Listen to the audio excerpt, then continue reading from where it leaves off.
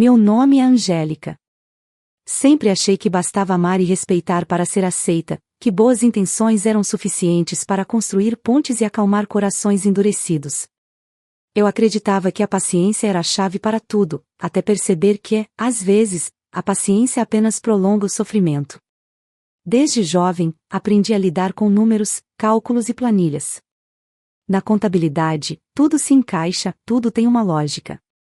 Mas na vida, principalmente nas relações humanas, não existe manual, e o que é justo nem sempre é o que acontece.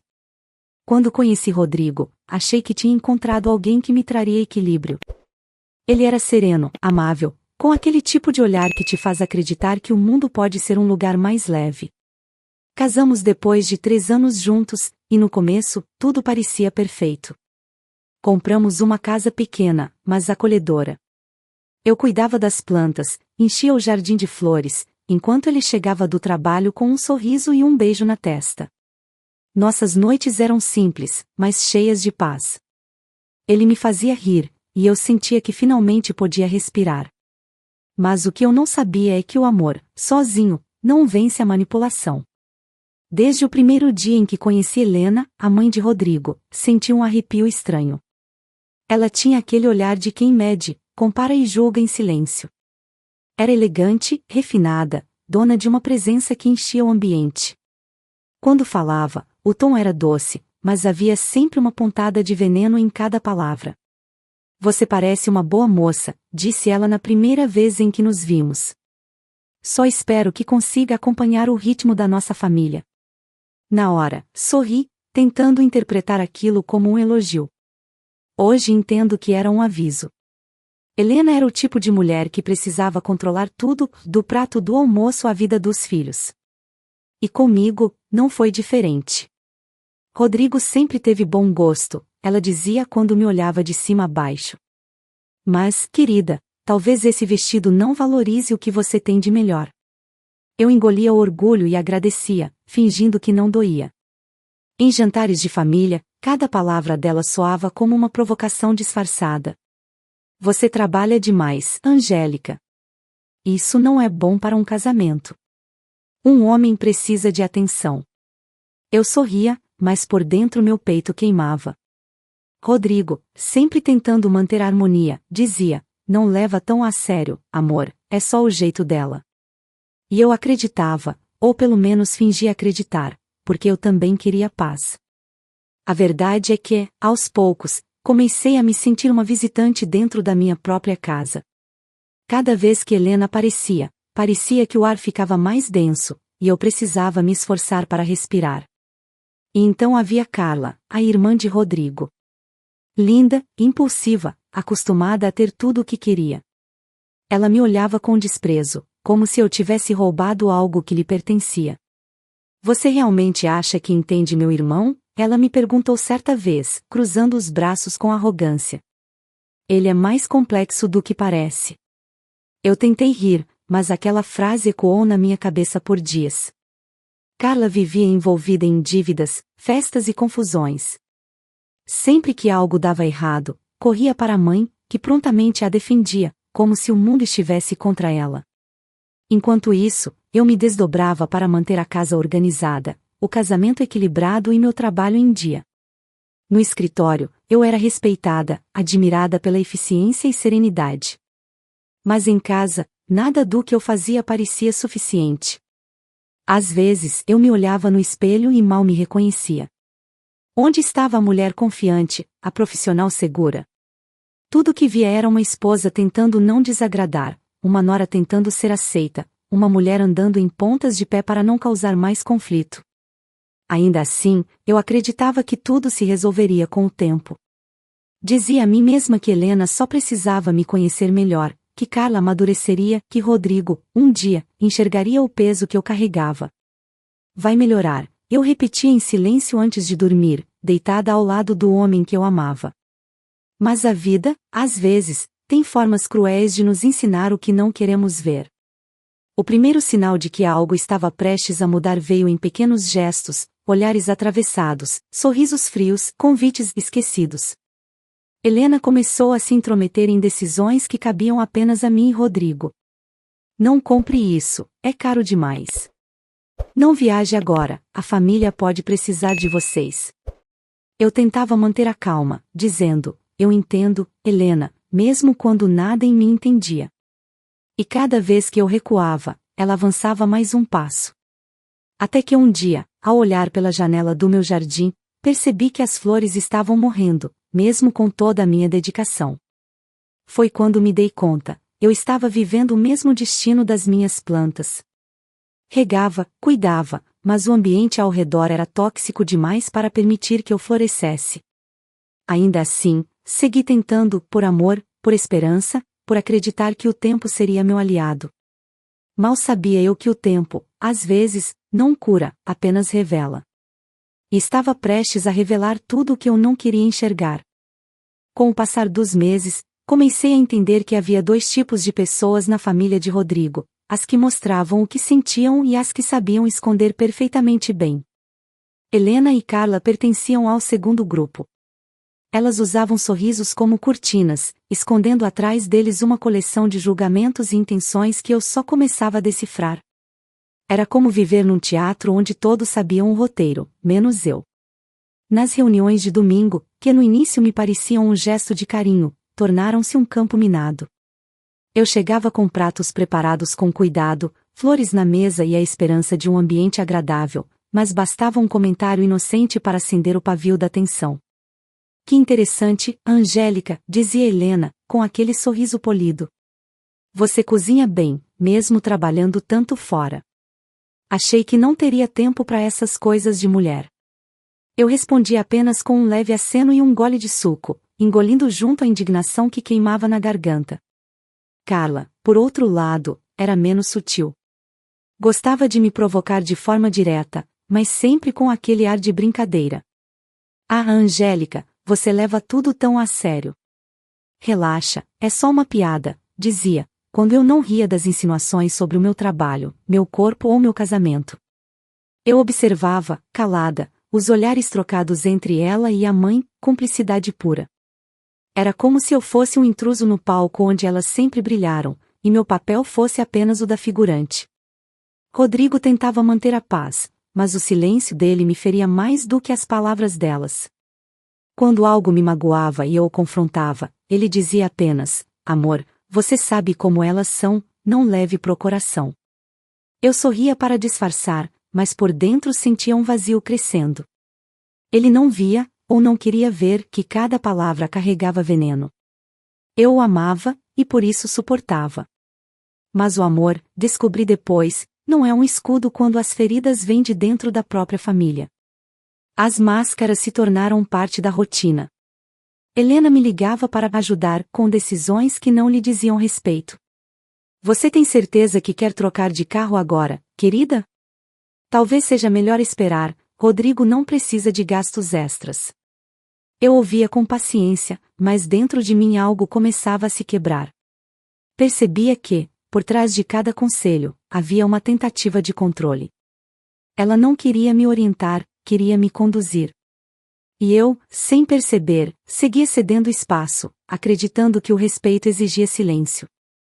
Um dia, durante um jantar em família, notei algo diferente no olhar de Helena. Ela parecia analisar cada gesto meu, cada palavra, como se me estudasse. Quando Rodrigo se afastou para atender o telefone, ela se inclinou para mim e disse em voz baixa: sabe, eu tentei gostar de você, mas tem algo em você que me incomoda. Talvez seja essa sua calma, parece falsa. Fiquei sem reação. Apenas encarei o prato, tentando conter o tremor nas mãos. Quando Rodrigo voltou, ela sorriu como se nada tivesse acontecido e perguntou: meu filho, viu como a Angélica está linda hoje? A naturalidade com que ela alternava entre o ódio e a cordialidade me deixava confusa e assustada. Com Carla, a situação não era muito diferente. Sempre que algo não saía como ela queria, usava o nome do irmão como escudo. Rodrigo disse que me ajudaria com as parcelas atrasadas, ela afirmou certa vez diante de toda a família. Eu sabia que era mentira, mas ele, surpreso, não teve coragem de desmenti-la. Podemos conversar depois, Carla, disse ele, desviando o olhar. E eu entendi, minha presença o colocava entre dois mundos, o da mulher que amava e o da mãe que o criou. Comecei a perceber os padrões. Helena e Carla criavam situações para me testar. Faziam perguntas capciosas, lançavam comentários sobre finanças, tentavam arrancar informações sobre minha renda. Quando perceberam que eu evitava o assunto, começaram a me observar com mais atenção, como caçadoras à espera da presa certa. Eu não sabia o motivo daquela curiosidade, mas a sensação era de que estavam preparando algo. Mesmo assim, mantive-me em silêncio. No fundo, eu ainda acreditava que poderia conquistá-las com gestos gentis. Levava flores, lembranças de viagens, pequenos presentes. Mas a gratidão nunca veio. Não precisava se incomodar, dizia Helena, sempre com aquele olhar que me fazia sentir pequena. Mas, se quiser minha opinião, preferia em outra cor. Eu sorria e respondia, claro, da próxima vez eu trago da cor que a senhora gosta. E ela ria, satisfeita por me ver ceder mais uma vez. Às vezes, à noite, eu acordava no meio do silêncio e ficava observando Rodrigo dormir. Ele parecia tão distante do fardo que eu carregava. Eu o amava demais para querer envolvê-lo em cada ferida. Talvez fosse isso que me impedia de gritar. Eu acreditava que o tempo resolveria, que bastava continuar sendo boa, justa, compreensiva.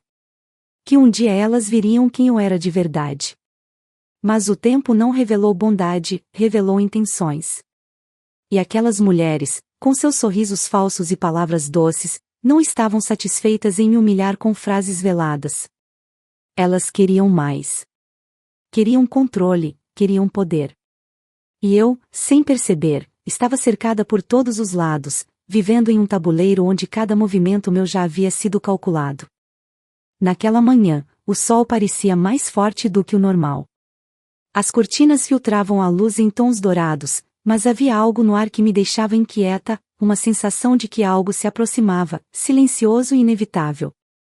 Eu havia acordado cedo, tomado meu café sozinha e me preparado para mais um dia de trabalho. Rodrigo tinha saído apressado, deixando um beijo distraído na minha testa e um "te amo" dito entre o abrir e fechar da porta. Tudo parecia normal. Até que o som da campainha quebrou o silêncio da casa. Quando abri a porta, lá estava Helena. Impecável, como sempre, cabelo preso, perfume caro, roupas que denunciavam vaidade e poder.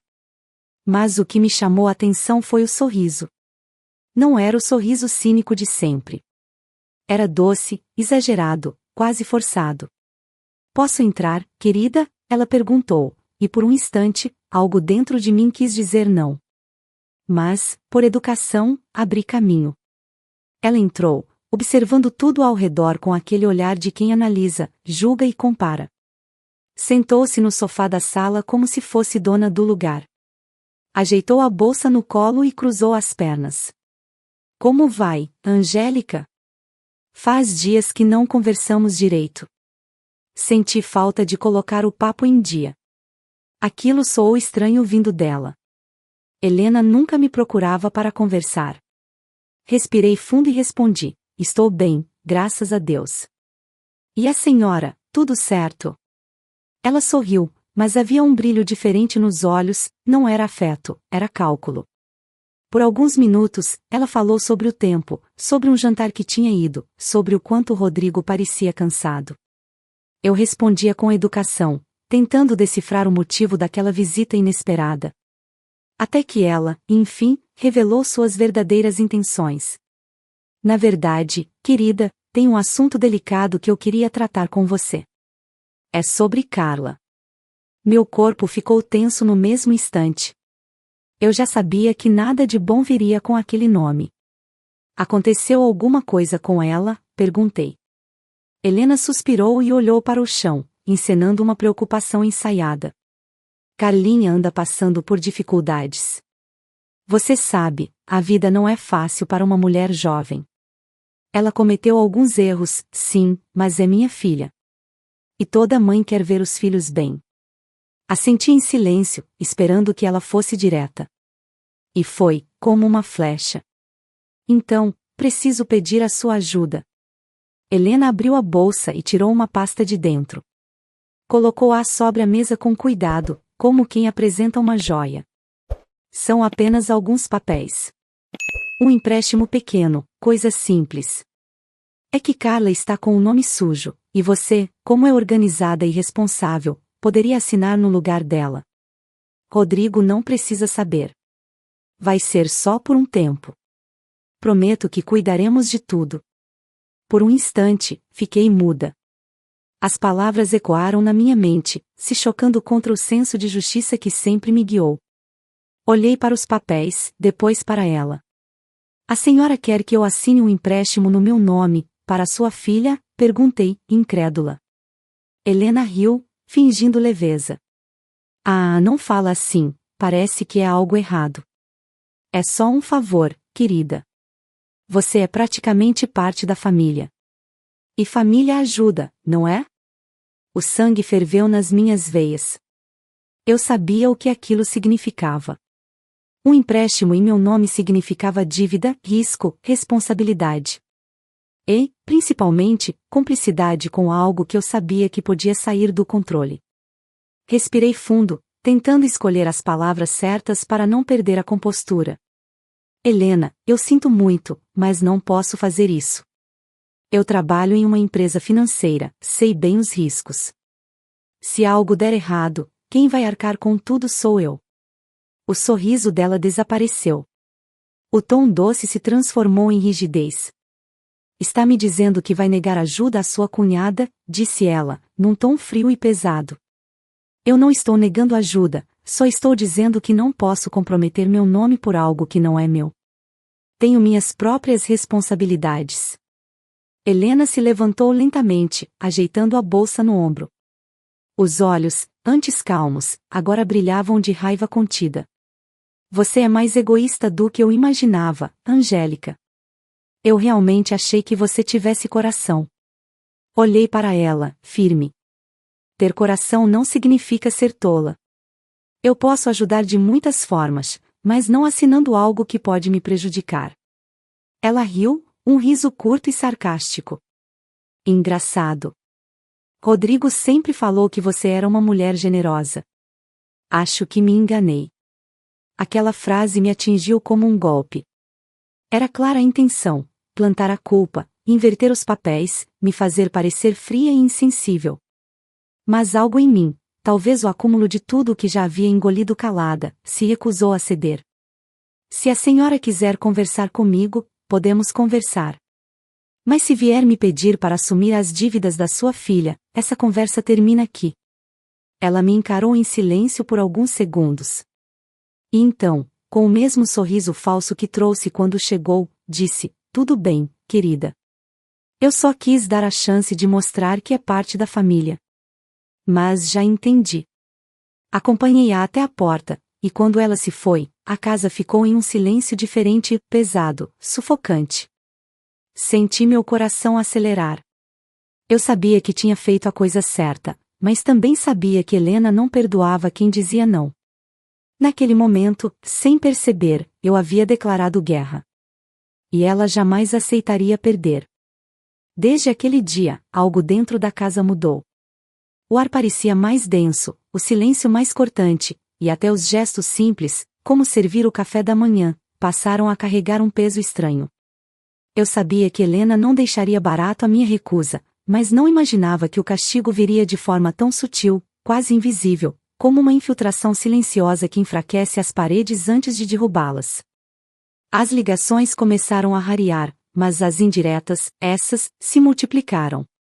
Nos almoços de domingo, ela já não disfarçava o desprezo. Tem pessoas que pensam demais antes de ajudar, dizia, mexendo o suco com a colher, o olhar pousado em mim.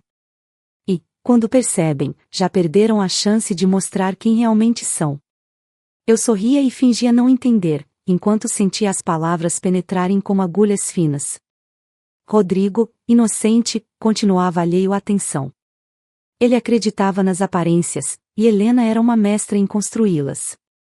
Com o tempo, percebi que ela havia começado a trabalhar por baixo dos panos. Carla, a cúmplice preferida, espalhava entre os parentes que eu não gostava de ajudar, que eu me achava melhor do que os outros por ter um bom emprego. Era uma teia bem tecida, ninguém falava abertamente, mas eu via os olhares, ouvia os cochichos. Nas reuniões familiares, eu me tornava o assunto quando saía da sala, e o sorriso nos rostos se desfazia assim que eu retornava. Rodrigo começou a notar o clima, mas não entendia a origem. Amor, por que você está tão tensa ultimamente? Ele me perguntou certa noite, enquanto guardávamos a louça. Hesitei. Dizer a verdade significava colocá-lo entre mim e a mãe, e eu sabia que ele não estava pronto para escolher. É só cansaço, menti, enxugando as mãos. Ele acreditou. Ou talvez tenha fingido acreditar. As provocações se tornaram mais diretas. Em um dos jantares, Helena comentou sobre finanças com aquele tom venenoso disfarçado de curiosidade. Angélica, você trabalha com números, não é? Deve saber o quanto é importante pensar em família antes de pensar em si mesma. Rodrigo riu, achando que era uma brincadeira, mas eu percebi o veneno nas entrelinhas. Era o lembrete dela, eu tinha pensado em mim mesma ao recusar o empréstimo. A partir daí, tudo o que eu fazia parecia errado. Se eu falava pouco, diziam que era antipatia. Se tentava me aproximar, diziam que era falsidade. As pessoas repetiam frases que claramente vinham de Helena: ela é muito certinha, parece que se acha melhor. Era como se eu tivesse perdido o direito de existir sem ser interpretada. No trabalho, eu era admirada, elogiada, chamada de confiável e responsável. Em casa, era retratada como fria e calculista. E essa contradição começou a me corroer.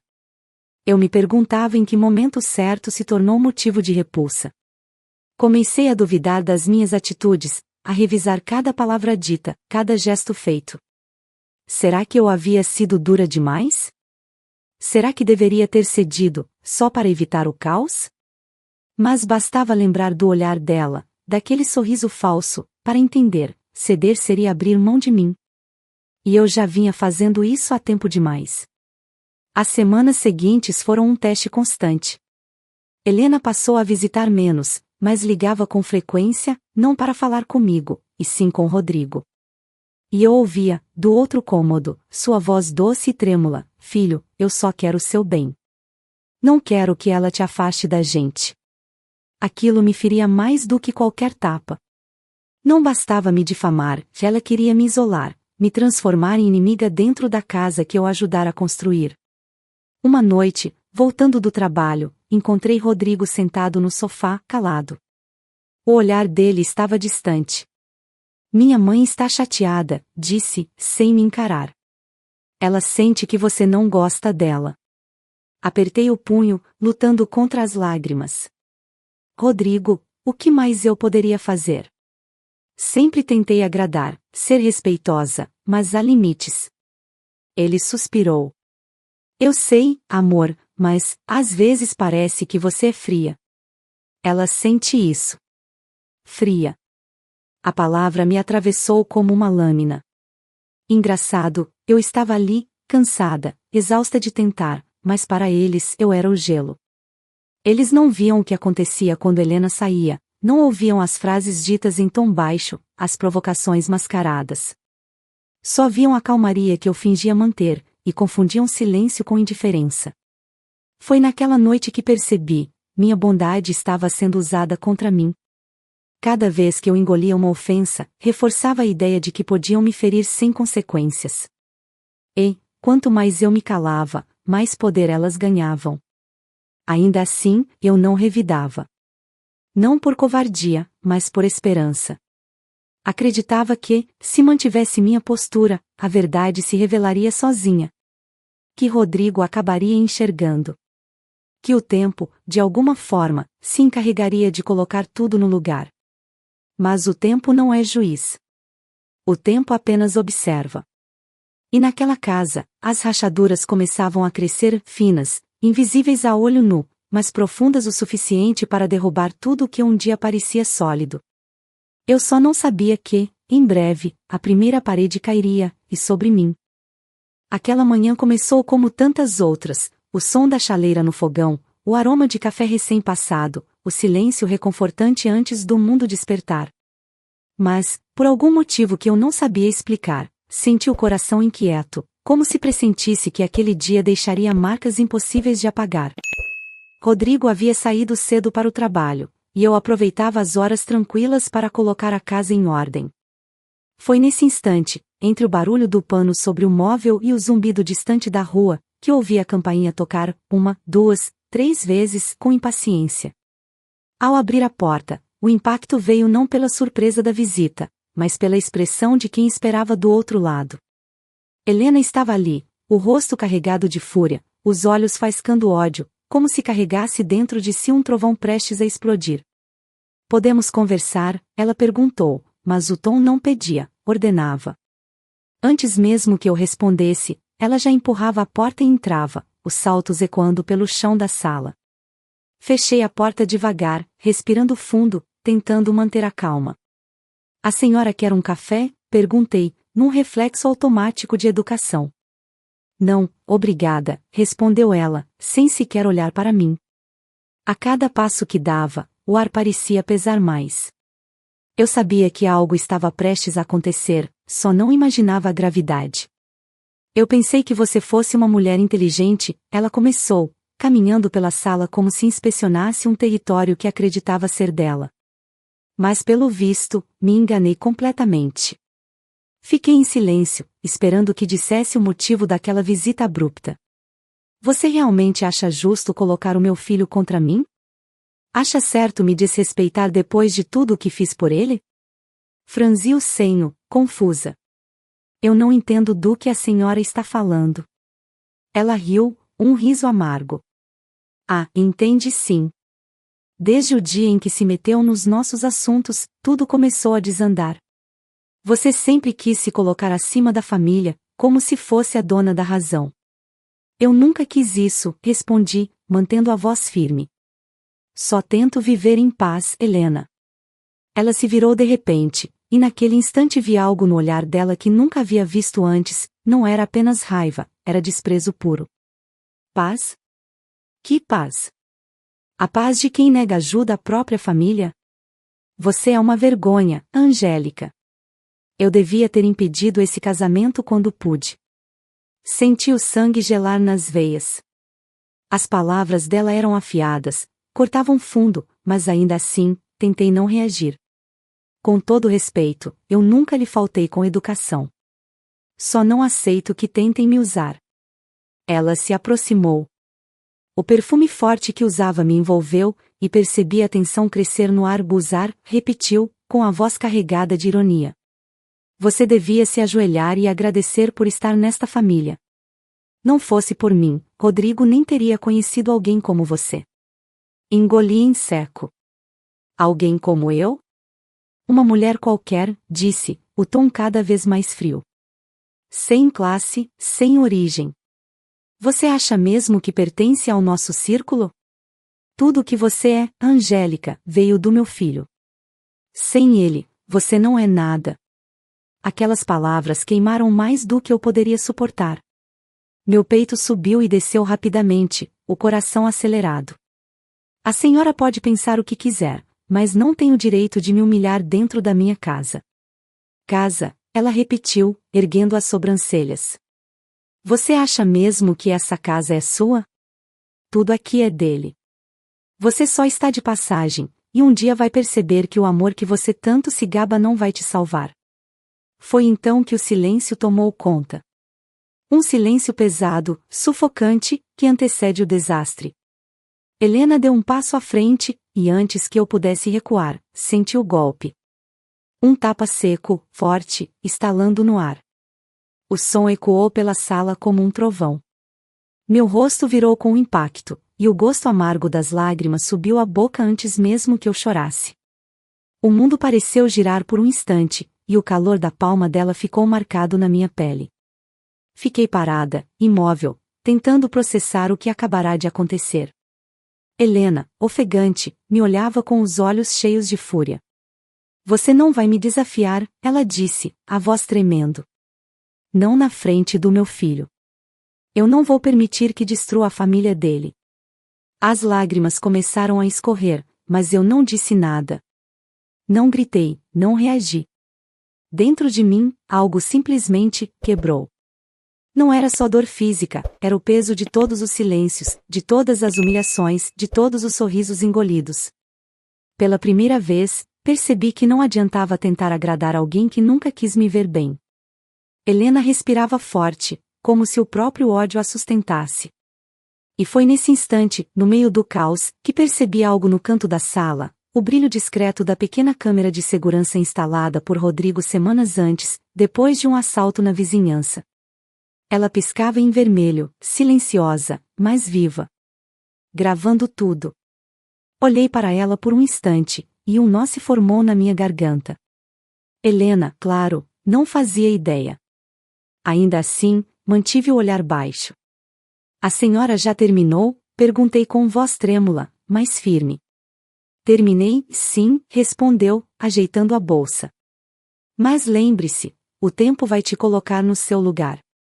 Ela se virou e saiu, batendo a porta atrás de si. O som ecoou pela casa, e eu desabei no sofá, segurando o rosto. O choro veio contido, abafado, porque eu sabia que ninguém estava ali para ouvir. O que eu não sabia, o que nem ela imaginava, era que aquela câmera havia testemunhado tudo. E, pela primeira vez, a verdade estava do meu lado. Eu só ainda não sabia o preço que ela cobraria para vir à tona. Quando Rodrigo chegou em casa naquela tarde, o sol já começava a se pôr, tingindo as paredes da sala com um tom alaranjado que parecia zombar do caos que habitava dentro de mim. Eu ainda estava sentada no sofá, imóvel, sentindo o calor da dor no rosto e o peso do silêncio que me esmagava por dentro. Tentei respirar fundo, me recompor, mas o barulho da chave girando na fechadura me fez estremecer. Não sabia se queria falar ou simplesmente desaparecer. Ele entrou apressado, tirando o paletó, e quando me viu parada ali, pálida, os olhos marejados, deu um passo em minha direção. Amor? O que aconteceu? Perguntou, a voz preocupada. Antes que eu pudesse responder, ouvi outra voz ecoar da porta. Não haja como se fosse a vítima aqui, gritou Helena, surgindo atrás dele. O sangue gelou nas minhas veias. Ela tinha voltado. Como se o que havia feito não bastasse. Rodrigo, surpreso, olhou de uma para outra. Mãe? O que está acontecendo? Helena cruzou os braços e tomou a frente, assumindo o papel que tanto gostava, o da injustiçada. Seu casamento está virando um caos por culpa dela, Rodrigo. Essa mulher está me provocando, me desrespeitando dentro da minha própria família. E agora quer bancar a santa na sua frente. Tentei falar, mas a voz não saía. O nó na garganta me impedia até de respirar direito. Helena falava alto, gesticulava, cada palavra carregada de veneno. Rodrigo tentava intervir, mas ela não parava. Você precisa abrir os olhos. Essa mulher está te afastando de todos nós. Ela quer te controlar, te manipular, e eu não vou permitir. Senti a raiva crescer dentro de mim. Era como se o tapa que levei horas antes ecoasse agora em forma de palavras. Respirei fundo e consegui dizer, com a voz trêmula, basta, Helena. Eu não fiz nada contra a senhora. E se quer tanto falar de verdade, talvez devêssemos olhar o que realmente aconteceu hoje. Ela franziu o senho, confusa por um instante. Do que está falando? Rodrigo olhou para mim, visivelmente abalado. Angélica, o que está havendo? Foi então que me lembrei, a câmera. Aquela pequena testemunha silenciosa, piscando em vermelho, havia visto tudo. Cada palavra, cada gesto, cada golpe. Eu me levantei lentamente e apontei para o canto da sala. Ali, disse, com firmeza. A câmera estava ligada. Ela gravou tudo. Por um momento, ninguém se moveu. O silêncio foi tão profundo que pude ouvir o som da minha própria respiração acelerada.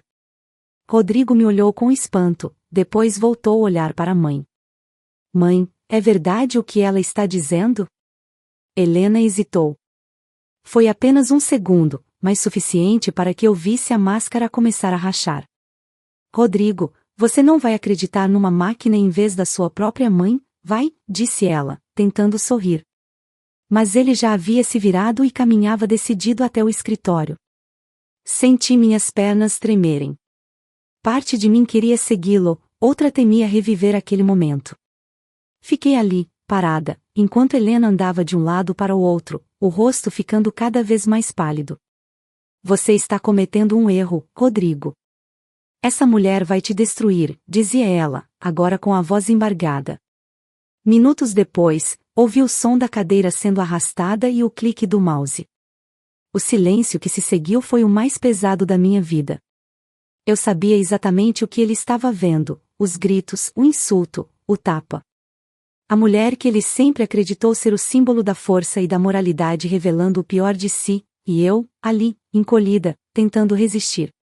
Quando Rodrigo voltou para a sala, o rosto dele estava diferente. O olhar, antes doce e calmo, agora era duro, quase gélido. Ele parou diante da mãe, que esperava, tensa, com as mãos trêmulas. Eu vi tudo. Helena tentou se aproximar. Filho, eu... Não, ele a interrompeu.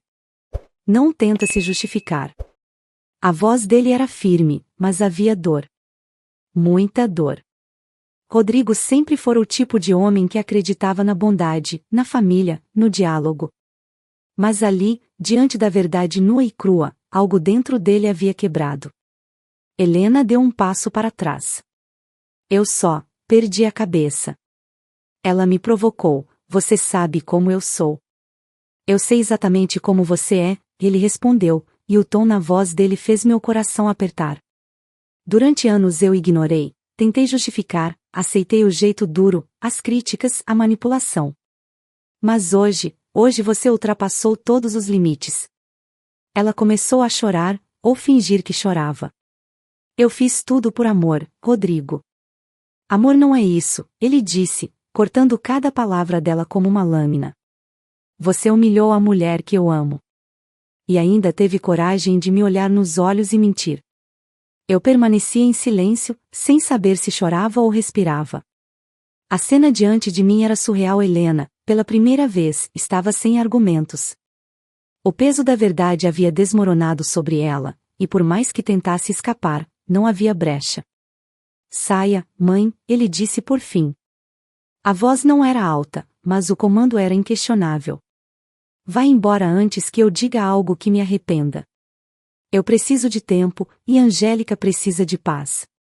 E a senhora já fez mal demais. Helena o encarou, os olhos marejados, o orgulho ferido. Você vai me afastar por causa dela? Perguntou, a voz vacilante. Rodrigo respirou fundo.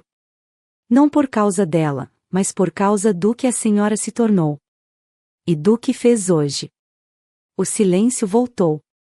Helena enxugou as lágrimas com um gesto rápido e saiu sem olhar para trás. A porta bateu, e o som ecoou como um ponto final. Rodrigo ficou parado por alguns segundos, respirando fundo. Quando se virou para mim, vi a culpa em seus olhos. Ele se aproximou e tocou meu rosto com cuidado, o mesmo rosto que carregava a marca do tapa. Me perdoa, amor. Eu devia ter te protegido. As lágrimas que eu havia segurado por tanto tempo enfim escaparam. Você não sabia, Rodrigo. Ninguém sabia. Ele me abraçou forte, e ali, naquele abraço, percebi que a verdade tem um preço alto, mas é o único caminho para a liberdade. A mentira pode reinar por um tempo, mas quando a verdade vem, seja por palavras, por coragem ou por uma câmera esquecida no canto da sala, ela não pede licença. Ela entra, ilumina tudo e muda o destino para sempre. Depois que a porta se fechou atrás de Helena, a casa mergulhou num silêncio que parecia vivo, pulsante. Era o tipo de silêncio que não traz paz, traz o peso do que acabou de acontecer. Rodrigo ainda me segurava, e eu sentia o coração dele bater acelerado contra o meu ombro. O cheiro do perfume da mãe dele ainda pairava no ar, como uma sombra insistente. Foi só quando ele se afastou que percebi, aquele dia havia mudado tudo. Não era apenas uma briga, nem uma revelação. Era o desmoronar de uma história construída sobre ilusões. Eu sentei devagar no sofá, tentando entender o que viria depois. Rodrigo ficou de pé, andando de um lado para o outro, as mãos nos cabelos, o olhar perdido. Como eu fui tão cego, Angélica, ele disse, com a voz rouca. Como não percebi antes? Olhei para ele, cansada, mas serena. Porque quando a gente ama, Rodrigo, a gente quer acreditar no melhor. Mesmo quando o pior está bem na nossa frente. Ele parou, suspirou e veio até mim. Sentou-se ao meu lado, me segurando pelas mãos. Eu juro que nunca mais vou deixar que te tratem assim. Nunca mais. Eu quis acreditar. Quis, de verdade. Mas sabia que promessas feitas no calor da culpa nem sempre resistem ao peso dos laços de sangue. Ainda assim, seu olhar era sincero, e pela primeira vez senti que ele estava me vendo, não a esposa submissa, não a pacificadora silenciosa, mas a mulher ferida que carregava sozinha o peso das humilhações. Os dias seguintes foram estranhos. Helena não ligou, não apareceu, não mandou recados por Carla. O silêncio dela era mais assustador do que qualquer ataque. Eu sabia que ela não era do tipo que se rendia facilmente. Quando alguém como Helena é desmascarada, não pede perdão, planeja o próximo movimento. Mas, por mais que essa possibilidade me assombrasse, eu não queria viver com medo. Já havia me calado por tempo demais. Rodrigo, por outro lado, parecia diferente. Mais atento, mais presente. Às vezes, o pegava me observando, como se quisesse garantir que eu estava bem, que ainda confiava nele. Havia ternura no gesto, mas também culpa. Uma culpa que pesava sobre ele mais do que eu podia aliviar. Foi numa tarde cinzenta, alguns dias depois, que o confronto final aconteceu. Eu estava organizando alguns papéis no escritório quando ouvi a campainha. Por instinto, olhei pela janela, e meu coração parou por um instante. Helena estava lá. O mesmo olhar frio, a mesma postura altiva. Mas algo havia mudado. Ela parecia abatida. Abri a porta com cautela. O que a senhora quer, Helena? Ela ergueu o queixo, tentando recuperar o ar de superioridade. Preciso falar com o meu filho. Ele está no trabalho. Então falo com você. Por um instante, pensei em mandá-la embora. Mas parte de mim queria ouvir. Queria encarar de frente a mulher que tanto me feriu e, pela primeira vez, não sentir medo. Fiz sinal para que entrasse. Ela hesitou, mas entrou. Ficamos em pé, uma diante da outra, como duas forças opostas. O silêncio durou longos segundos. Até que ela quebrou o gelo. Eu sei que você acha que venceu.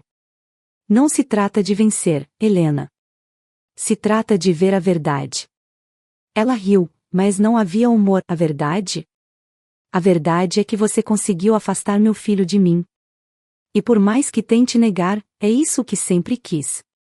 Respirei fundo. Não, Helena. O que eu sempre quis foi paz. O que eu sempre pedi foi respeito. Você confundiu minha educação com fraqueza, minha calma com submissão. Eu nunca quis tirar Rodrigo de você, foi a senhora quem o empurrou para longe. Os olhos dela marejaram, mas era difícil saber se eram lágrimas verdadeiras ou apenas mais uma encenação. Você fala como se fosse uma santa, mas eu te conheço. Sei que, por dentro, sente prazer em me ver assim. Derrotada. Derrotada, repeti. A senhora acha que alguém vence quando uma família se destrói? Ela desviou o olhar, respirando fundo. Por um momento, pareceu mais velha, cansada, como se todo o peso do orgulho finalmente caísse sobre os ombros. Eu só queria o melhor para o meu filho. O melhor para o seu filho não é o seu controle, respondi, firme. É a liberdade dele. É poder amar sem medo, viver sem culpa. Helena ficou em silêncio. E pela primeira vez, não tentou retrucar. Apenas me olhou. Um olhar longo, indecifrável. Havia raiva, sim, mas também algo que eu nunca havia visto antes, talvez arrependimento, talvez o reconhecimento de que, enfim, havia perdido o domínio que tanto prezava. Ela se virou para ir embora, mas antes de alcançar a porta, disse sem olhar para trás: Você é mais forte do que eu pensava, Angélica. Mas lembre-se, toda força cobra um preço. Fechei a porta após a saída dela e fiquei ali, encostada, sentindo o eco daquelas palavras. Talvez ela tivesse razão. Toda força cobra um preço. Mas naquele momento, eu entendi que o preço da minha fraqueza havia sido muito mais alto. Naquela noite, Rodrigo chegou tarde. Eu contei sobre a visita, e ele apenas assentiu, sem surpresa. Ela nunca vai mudar, disse ele, cansado. Mas agora eu sei em quem devo confiar. Enquanto ele me abraçava, percebi que, embora a tempestade tivesse passado, os estragos ainda estavam lá. As paredes da nossa vida haviam rachado, e, por mais que tentássemos, nada voltaria a ser exatamente como antes. Mas, no fundo, eu sabia, às vezes, é preciso deixar algo quebrar para construir algo novo. E, dessa vez, eu não deixaria mais ninguém decidir por mim. Os dias que se seguiram foram diferentes de tudo o que eu havia vivido.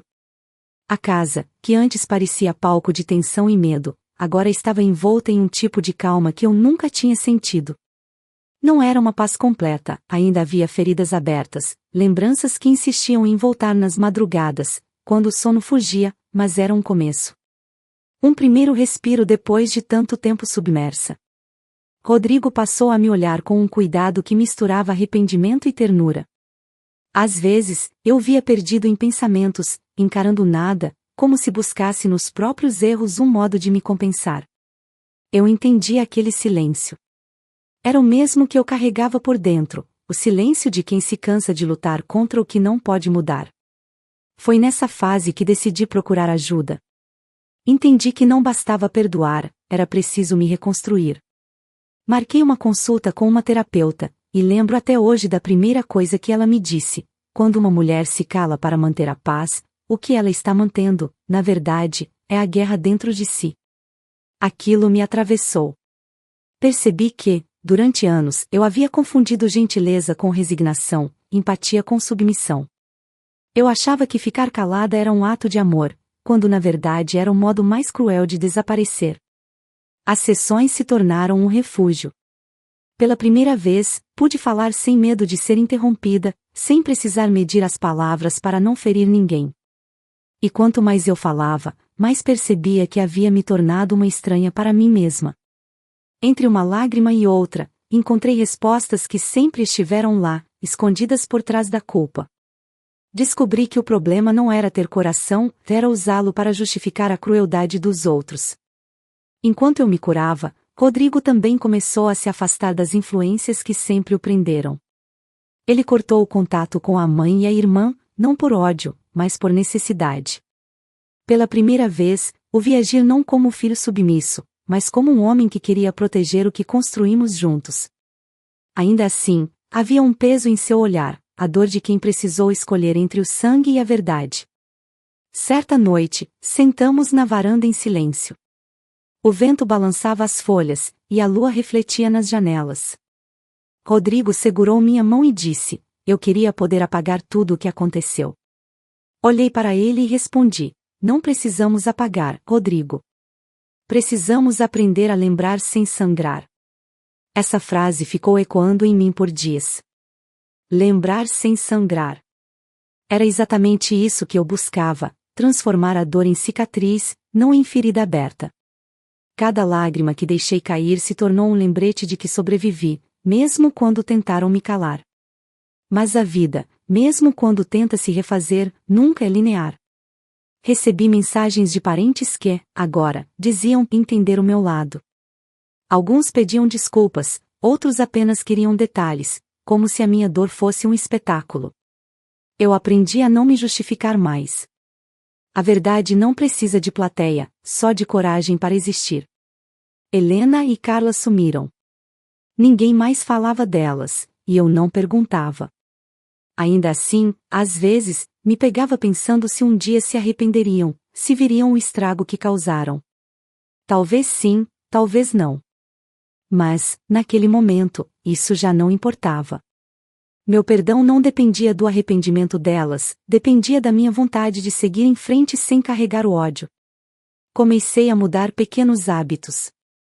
Passei a caminhar sozinha nas manhãs de sábado, ouvindo música e respirando o ar fresco como se fosse a primeira vez. Voltei a cuidar das plantas no jardim, aquelas que antes murchavam sob o peso das palavras amargas. Agora, floresciam de novo, e eu florescia com elas. Houve um dia, durante uma sessão de terapia, em que minha psicóloga me perguntou: o que você diria para a Angélica que suportou tudo calada? Pensei por alguns segundos antes de responder. Eu diria que ela foi corajosa por resistir, mas que a verdadeira coragem está em não aceitar menos do que merece.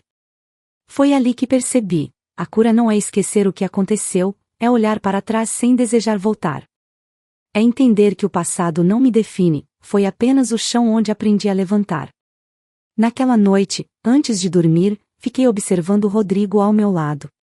Ele respirava tranquilo, como se o peso dos últimos meses finalmente começasse a se dissolver. E, pela primeira vez, senti um tipo diferente de amor. Não o amor cego, que tenta agradar a todos, mas o amor consciente, que entende seus próprios limites.